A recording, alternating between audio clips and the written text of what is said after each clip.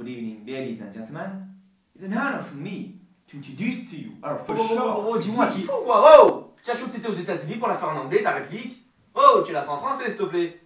Il est malade celui-là. Il est fou celui-là. Tu vas pas bien toi, Mais hein? oh, cool. Détente. Détente, mec. On l'a fait. Quand tu veux. Moi, je suis prêt. Bonjour à toutes et à tous, bienvenue dans la première de Cinébdo. C'est un plaisir pour moi de vous retrouver dans cette nouvelle émission. Le principe, il est simple. Chaque semaine, parler d'un film, n'importe lequel, depuis la création du cinéma par les Frères Lumière en 1895 jusqu'à aujourd'hui, 2019. Pour les prochaines émissions, vous allez choisir un film. Pour la première, j'ai donc moi-même choisi un film. Ce film, quel est-il? Roulement de tambour, le plus grand film du XXIe siècle. Je pense évidemment à Mad Max Fury Road, sorti en 2015, réalisé par le génial, le fantastique George Miller. Alors évidemment, certains crieront au scandale. Mais si j'ai choisi le film, c'est bien pour le défendre et pour répondre à celles et ceux qui l'ont beaucoup trop souvent critiqué à mon goût. Parmi les critiques que j'ai pu entendre, en voici quelques-unes. Ce film comporte très peu de dialogue, ce film n'est pas compliqué à comprendre, ce n'est pas une histoire complexe.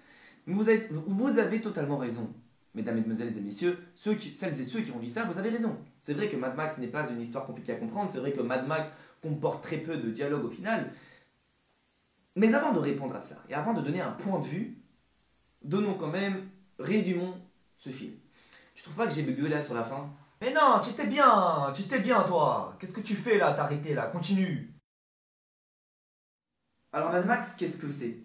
C'est l'histoire d'une folle course-poursuite, et j'accentue sur le terme folle, entre d'un côté les personnages de Furiosa et de Max, et d'un autre côté les soldats du tyran fou Immortan Joe, les Warboys. Alors pourquoi ceux-là poursuivent ceux-là? Tout simplement parce que Furiosa, qui était une des plus fidèles et loyales soldates de Immortan Joe, lui a un jour volé un énorme camion de pétrole et ses 4 femmes. Rappelons quand même que l'histoire se situe dans un futur apocalyptique, dans le désert australien, dans lequel le pétrole est une denrée rare. Et c'est pour cela que plusieurs gangs se font la guerre pour avoir le maximum de pétrole. Et donc les Warboys sont partis à la poursuite de ces deux-là. Enfin, en premier lieu à la poursuite de Furiosa, et puis Max s'est mêlé, on ne sait pas comment, à cette histoire. Bref, nous pouvons maintenant entrer dans le vif du sujet. L'histoire peut commencer, la course-poursuite, le film peut commencer. Mad Max, qu'est-ce que c'est? C'est un film, c'est un pur film. Qu'est-ce qu'un film? Un film, c'est du cinéma. Le cinéma, c'est quoi? C'est un art, pas n'importe quel, le 7e. Et qu'est-ce que le 7e art? L'art du mouvement, c'est un art visuel. Ce qui m'amène à rappeler une définition essentielle, majeure du cinéma, raconter une histoire par des images. Et c'est exactement ce dont il est question ici. Coupez. Ah non, pas couper, Excuse-moi, là, tu m'as coupé plus rien, on reprend s'il te plaît, où j'en étais. L'une des définitions majeures du cinéma, c'est de raconter une histoire par des images. Et c'est exactement ce dont il est question ici, avec Mad Max. Puisque, rappelons-le, Mad Max est un monde de chaos, de folie, d'apocalypse. Et le meilleur moyen de raconter cette folie, cet apocalypse, George Miller nous prouve, ce ne sont pas des dialogues, mais évidemment des séquences de folie et des séquences qui traduisent justement, des images qui traduisent cette folie. Il n'est pas nécessaire de laisser poser une caméra et justement de laisser parler, de laisser s'installer un débat entre plusieurs personnages pour exprimer ce qu'est le chaos. On n'a pas besoin de ça. Nous avons juste besoin d'images et de séquences de folie et de chaos. À travers cette folle course-poursuite, George Miller nous transmet cette chaos.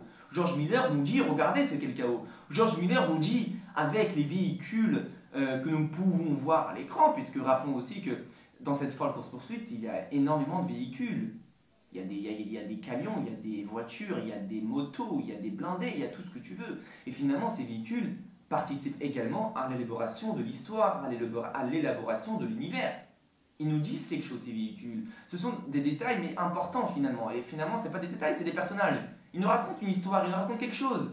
Ils nous racontent quelque chose, les Warboys, qui conduisent ces véhicules, ils sont complètement fous, à l'image de leur véhicule. Et finalement, ils sont tous ensemble dans cette folie. Ça m'amène, je pense à une scène là, une scène de complètement folle, dans laquelle on voit justement les Warboys et les autres gangs qui sont à la poursuite de ce pétrole. À un moment, ils n'ont pas d'autre choix. George Miller nous offre un plan d'ensemble magnifique dans lequel nous voyons justement tous les gangs qui n'ont pas d'autre choix que de converger dans cette tempête, dans une immense, gigantesque tempête de sable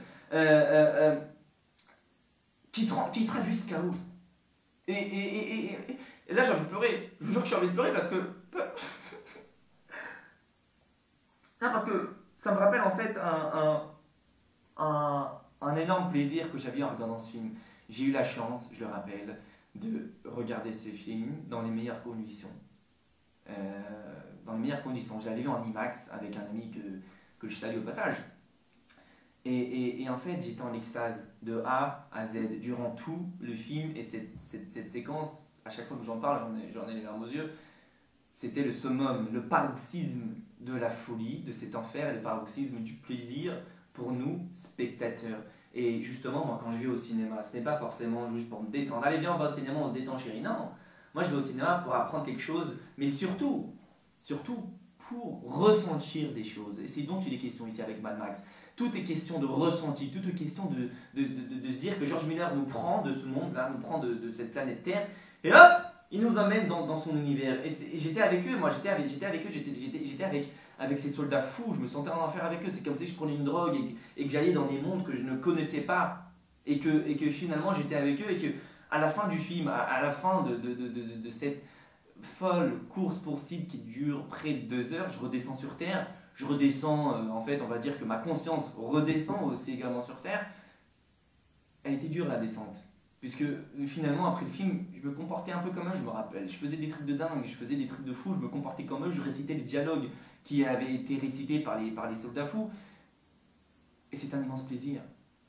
Et lorsque justement un film, un réalisateur arrive à te faire sortir de ta planète Terre, de ta zone de confort, et de t'emmener loin, ce qui était le cas avec Mad Max, de t'emmener en enfer, alors là je dis chapeau. Et je dis bravo monsieur George Miller, et merci de m'avoir fait ressentir ma meilleure expérience de cinéma de ma vie, et ma meilleure expérience, l'une de mes meilleures expériences tout court. Et je dis merci, parce qu'il est rare aujourd'hui de tomber malheureusement sur ce genre de film qui t'emmène loin, et qui te transporte, des images qui transcendent. C'était ça Mad Max. C'était ça. Voilà, c'était tout ce que j'avais envie de partager avec vous pour aujourd'hui. Moi je vous dis en tous les cas, rendez-vous la semaine prochaine. N'oubliez pas de choisir le film, écrivez-le en commentaire. Je vous fais plein de bisous. Ciao ciao. Et tu es fou toi avec ton Mad Max, je te jure, tu es fou, t'as tes zinzins toi, je te jure. Les gens ont envie de prendre pour des fous toi. Taré.